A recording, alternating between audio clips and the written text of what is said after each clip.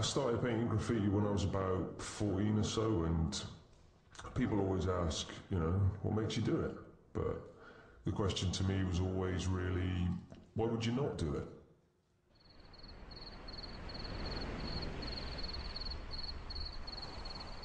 You're 14, 15, it's a big world out there, you want to make your mark, and no one listens to a word you say. Whereas, you know, one night, one spray can, all of a sudden, people notice you. There was always a lot of graffiti in my hometown growing up, but I think 3D from Massive Attack had brought it back with him off tour in America, and he'd been painting all over the city. I knew Banksy from very early on, and a lot of the other artists, you know, that were kind of around. He was a fucking leery little git. You were like, who the fuck are you?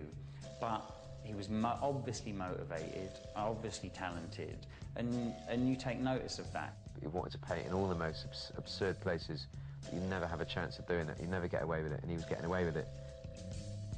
I started painting graffiti in the classic New York style of big letters and characters, but I was never very good at it. I always used to get things too close together or too far apart, and it used to take me ages, so I had to come up with a way of making it quicker, otherwise I was going to get nicked.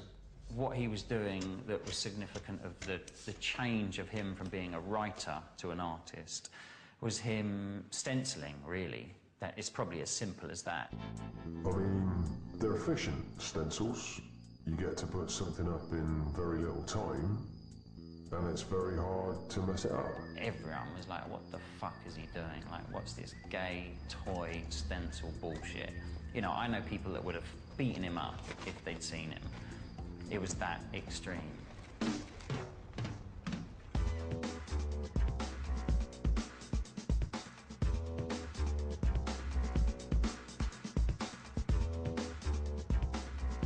When I moved to London, I just carried on painting. I never saw that there was anything bad in it. You know, you live in the city, and all the time there are signs telling you what to do and billboards trying to sell you something, and I always felt that it was all right to answer back a little bit, I suppose. The city shouldn't just be a one-way conversation. It was a really highly educated, you know, visual barrage from, you know, from an unknown force. And in advertising, they used that to sell shit to us, whereas Banksy was using it on the street as a sort of free gift for everybody, and everyone was talking about it. I didn't see why you'd settle for just walls, so I started vandalising statues, and that led to vandalising parks. It just kept going, really. Most street artists, they don't have much talent, and they certainly don't have much humour. Well, that's how it seemed to me. Banksy had both, you know, he was a funny guy, and above all, he was a rebel. You know, art has always been interested in rebels, the people who do things behind the scenes, the naughty boys. When I first saw Banksy, I thought, he's running out of steam in about 10 minutes. You know, it's like a comedian just telling bad jokes, and you're bored of it after about 4 or 5 jokes, because you know the kind of jokes he's telling.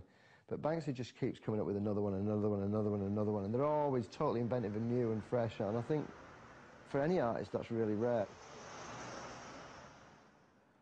So I come up with this idea of painting graffiti over oil paintings instead of on walls, and I was completely convinced it was a genius idea that nobody had had before, and I thought, how do I stop people from stealing this idea? And I reckon the best thing to do was to get it hanging up in the Tate with my name next to it.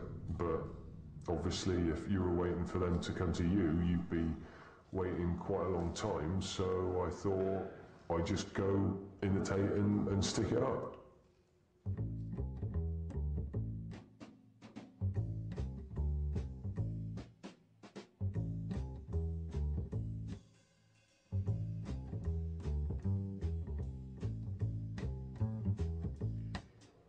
It was funny, I was going to all these galleries and I wasn't looking at the art. I was looking at the blank spaces between the art.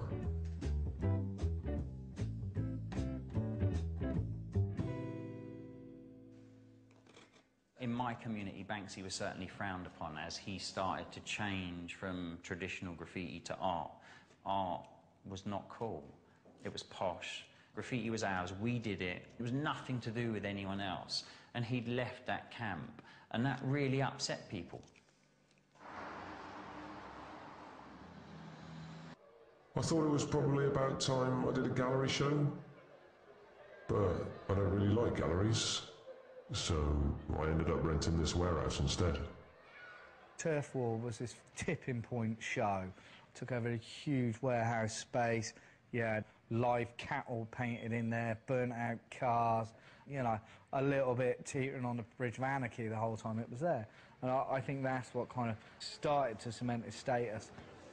And then, of course, there was that fantastic event in Westbourne Grove with the rats. That was typical subversive art behaviour. It's what art does. It gets up the noses of the establishment.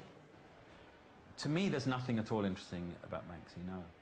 I would never have said this 5 years ago when there wasn't a big thing about him. You know, when I saw his stuff around, I thought, well, that's an entertaining bit of rubbish on the wall. But now I'm supposed to take all this stuff seriously. And I don't really know what I'm supposed to say, you know. It's quite obvious that he isn't really anything. So I've been talking to the DJ Danger Mouse about trying to vandalise some pop act or hijack somebody who was in the charts.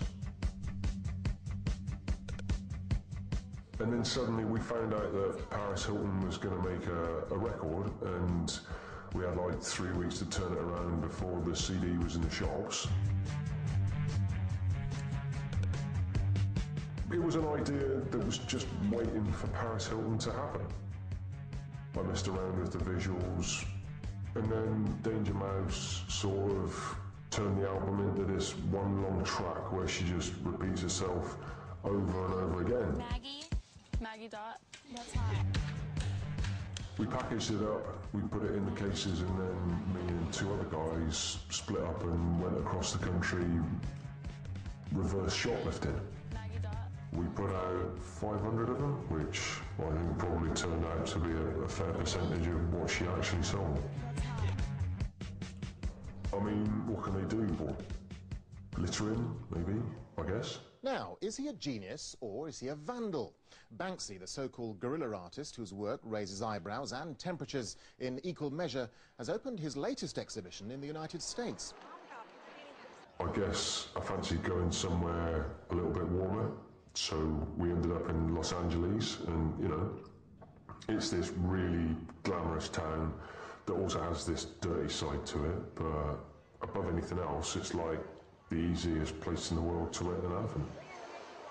I was fortunate because I went to the opening of Barely Legal, which was incredible, and, you know, in terms of sort of art experience, really one of the, you know, the all-time great experiences. Just such a visual overload of being in a highly dodgy area in LA. I mean, I really worried about getting out of my car when I went, and being confronted with a live elephant and seeing the art everywhere.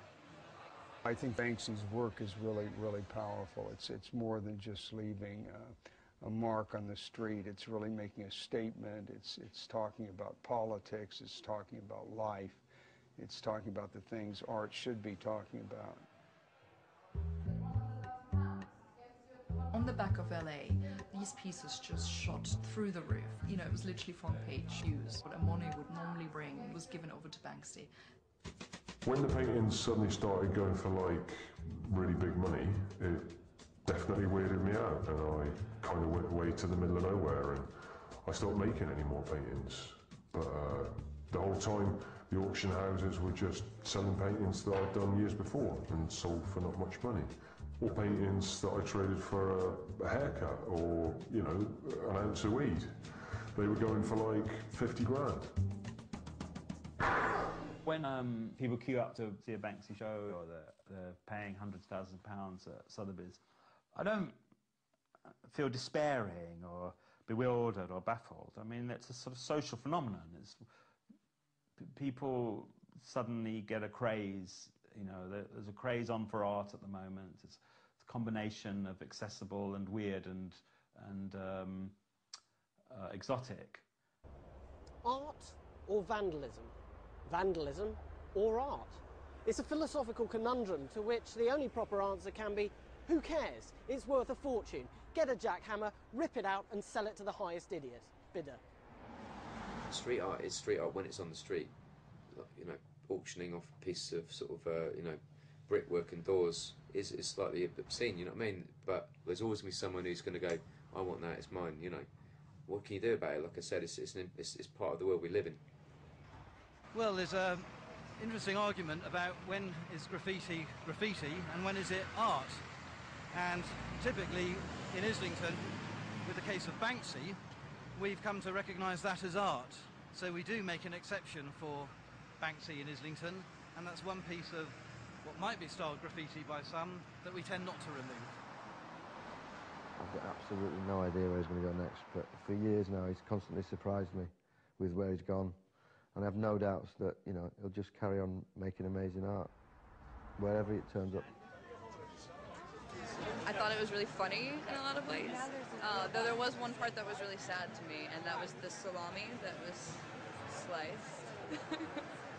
So it was effective, but it was depressing. I remember all too well how, you know, what a lock the art world had on artists, and how you only went through the gallery system. That's the only way you did it. He's gone round that, you know, he's done it through the internet, he's done it through the streets, he's done it a different way. So just on purely social, artistic, behavioural terms, he's mounted a revolution.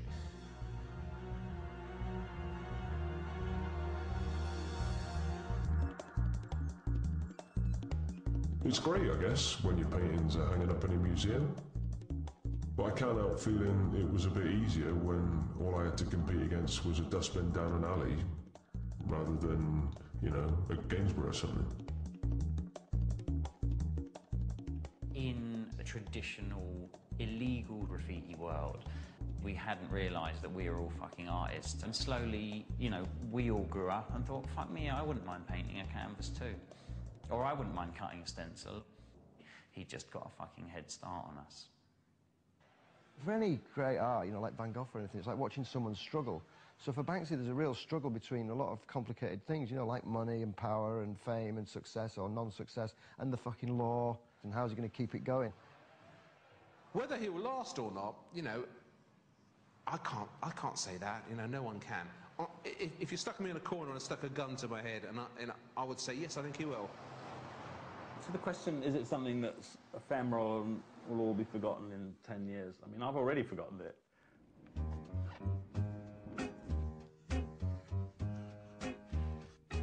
Graffiti's always been a temporary art form. You make your mark and then they scrub it off. Most of it is just designed to look good from a moving vehicle, not necessarily in the history books. But, I mean, maybe all art is just about trying to live on for a bit.